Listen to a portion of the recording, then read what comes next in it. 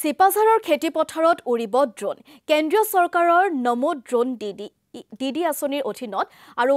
IFFCৰ উদ্যোগত চিপাঝাৰৰ দুনিত ড্ৰোনৰ জৰিয়তে অতি কম সময় আৰু কম খৰচত খেতি পথাৰত কীটনাশক দ্ৰব্য ছটিওৱাৰ ব্যৱস্থা কৰা হৈছে লগতে কৃষকসকলে ব্যৱহাৰ কৰিব পাৰিব আধুনিক প্ৰযুক্তিৰ নেনো সাৰ কৃষকসকলক বিনামূলীয়াকৈ বিতৰণ কৰা হয় এই নেনো সাৰ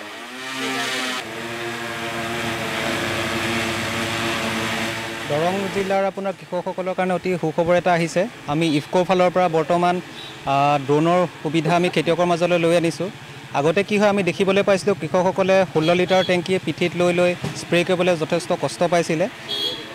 গতিকে আমি এতিয়া কি কৰিছোঁ ড্ৰোনৰ ব্যৱস্থা লৈ আনিছিলোঁ ড্ৰোনৰ আপোনাৰ 10 লিটাৰ টেংকি থাকে তো ড্ৰোনৰ 10 লিটাৰ টেংকি দি আমি 3 বিঘা মাটি আমি অতি কম সময়তে স্প্ৰে কৰিব পাৰোঁ যাৰ ফলত আপোনাৰ খেতিয়কৰ পইচাৰো ৰাহি হয় তেওঁলোকৰ সময়ো ৰাহি হয় বৰ্তমান সময়ত যদি চাবলৈ যায় 1 বিঘা মাটি যদি কোনো খেতিয়কে স্প্ৰে কৰাব বিচাৰে তেতিয়াহ'লে আমাৰ যিসকল ড্ৰোন ডিডি বাইদেউ আছে তেওঁলোকক খেতিয়কসকলে 100 টকাকৈ দিব লাগিব অৰ্থাৎ বিঘাই প্ৰতি 100 টকাকৈ বৰ্তমান দৰটো ঠিক কৰা হৈছে বৰ্তমান আমাৰ যিখন ড্ৰোন অনা হৈছে ইফকো ফালৰ পৰা এইখন নেনো সাৰটো বিশেষকৈ স্প্ৰে কৰিবলৈ অনা হৈছে কিন্তু নেনো সাৰৰ উপৰিও সাগৰিকা বুলি এবিধ জৈৱিক সাৰ আছে আমাৰ মাজত তো আমি সেই নেনো সাৰৰ লগতে আমি সাগৰিকা সাৰটো বৰ্তমান কৃষকৰ খেতিত আমি স্প্ৰে কৰোৱাইছোঁ